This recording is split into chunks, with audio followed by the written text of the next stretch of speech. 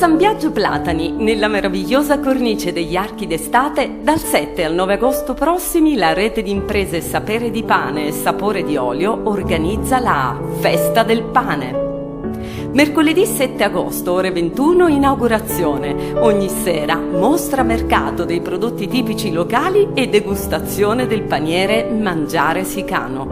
Giovedì 8 agosto, ore 21:30, Mani in Pasta, attività dimostrative e laboratoriali. Le maestranze realizzano i pani artistici degli Archi di Pane.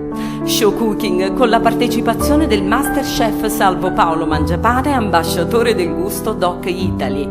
Farm Cultural Park incontra la comunità con Archi di Piano 2030, le architetture effimere e le residenze di artista.